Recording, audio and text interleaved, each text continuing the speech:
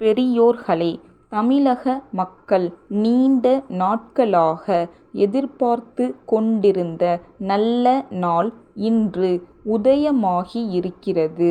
தாய்மொழியை போற்றி பாதுகாத்து வளர்ப்பதற்காக அறிஞர்கள், புலவர்களைக் கூட்டி சங்கம் வைத்து வாழ்ந்தவர்கள் தமிழ் மன்னர்கள்.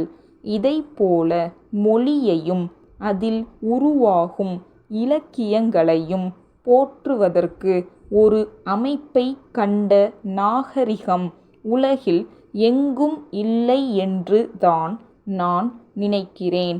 அப்படிப்பட்ட புகழ்பெற்ற தமிழ் நெஞ்சங்கள், தமிழை வளர்த்த சான்றோர்கள் பிறந்த மண்ணில் நாம் பிறந்து வாழ்கிறோம் என்பதே நமக்கு பெருமையாகும்.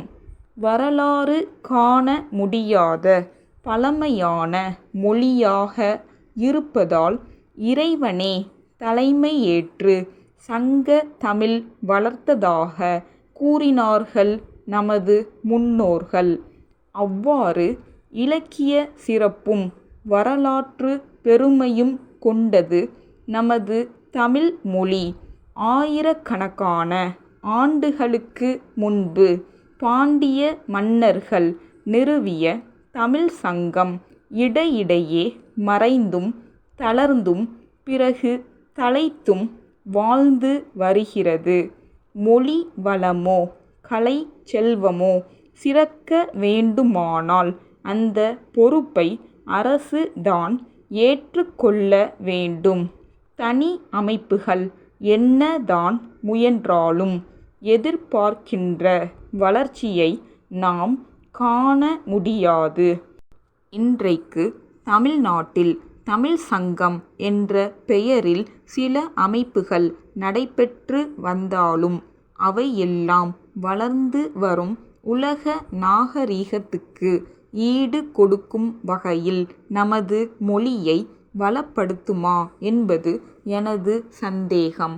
அதனால்தான் நீண்ட நாட்களாக தமிழுக்காக ஒரு பெரும் அமைப்பை அரசாங்கம் உருவாக்க வேண்டுமென்று தமிழ் அறிஞர்கள் கேட்டு வந்தார்கள். அவர்களுடைய வேண்டுகோளை மட்டுமல்ல, தமிழக மக்களின் ஆசையை நிறைவேற்றும் வகையில் தமிழக அரசு இன்றைக்கு புதிய முயற்சிக்கு அடிக்கல் நட்டிருக்கிறது. அதன் விளைவு தான் தமிழில் பல்கலைக்கழகம் தோன்றுவதாகும்.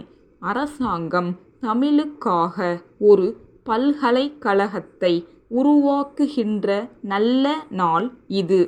தமிழ் அன்னைக்கு அரண்மனை கட்டி குடியேற்றுவது போல நான் உணர்கிறேன் என்பதை மன நிறைவோடு சொல்லிக் கொள்ள விரும்புகிறேன். புலவர்கள் கூடி மொழி வளர்க்கிறார்கள் என்றால் இலக்கிய வளர்ச்சி ஒன்றைத்தான் அது குறிக்கும்.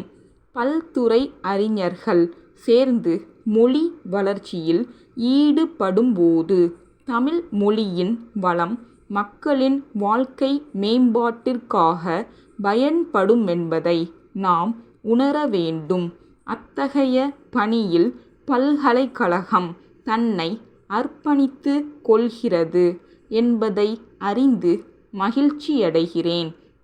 தமிழ் பல்கலைக்கழகம் பல ஆராய்ச்சி பிரிவுகளை கொண்டதாக அமைந்துள்ளது என்று இங்கே குறிப்பிட்டார்கள்.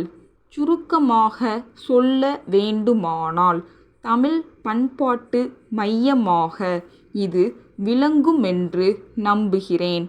அறிவியல் தமிழ் என்றே ஒரு ஆராய்ச்சி பகுதி செயல்பட போவதாக அறிவித்தார்கள். இது மிகவும் பாராட்ட வேண்டிய ஒன்றாகும். மேல் நாடுகள் நம்மை விட 50 ஆண்டுகள் முன்னேறிய நிலையில் இருக்கின்றன.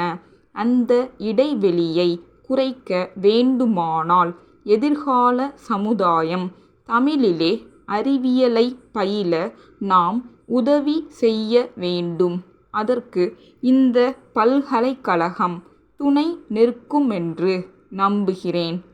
கடலூரிலுள்ள தென் ஆற்காடு மாவட்ட ஆட்சித் தலைவர் திண்டிவனம் துணை ஆட்சித் தலைவருக்கு எழுதிய 10/6/1980 தேதியிட்ட கடிதம். ஐயா, தமிழ்நாடு சட்டமன்ற பேரவைக்கு ஒரு சில நாட்களில் நடைபெற இருக்கும் தேர்தலுக்காக இந்த மாவட்டத்திற்கு தேவையான புதிய வாக்கு பெட்டிகள் வந்து சேர்ந்துவிட்டன என்பதை தெரிவித்துக் கொள்கிறேன். அவற்றை தொகுதி வாரியாக பிரித்து அனுப்பும் பணி இன்னும் 2 தினங்களில் முடிவடைய வேண்டும். ஆகவே தாங்கள் தேர்தல் அதிகாரியாக பொறுப்பேற்றுள்ள தொகுதியிலுள்ள வாக்கு சாவடிகளுக்கு சென்று சேர வேண்டிய வாக்கு பெட்டிகளை இங்கிருந்து எடுத்து செல்ல ஏற்பாடு செய்யும்படி கேட்டுக் கொள்கிறேன். தங்கள் கட்டுப்பாட்டில் பணிபுரியும் துணை வட்ட ஆட்சியர்களில் ஒருவரையோ அல்லது பொறுப்பான அலுவலர்களில் ஒருவரையோ அனுப்பி இந்த அலுவலகத்தின் தேர்தல் பிரிவிலிருந்து அவற்றை பெற்று கொள்ளலாம். வாக்கு பதிவு பணிக்கு தேவைப்படும் பல்வேறு படிவங்கள் மற்றும் முத்திரையிடும் அரக்கு, நூல் முதலிய பொருட்களை அதே சமயத்தில் எடுத்து செல்லலாம். பெட்டிகள், பொருட்கள் ஆகியவை கிடைக்க பெற்றமைக்கான ஒப்புதல் கடிதத்தை அனுப்ப கேட்டுக் கொள்கிறேன். தங்கள் நம்பிக்கையுள்ள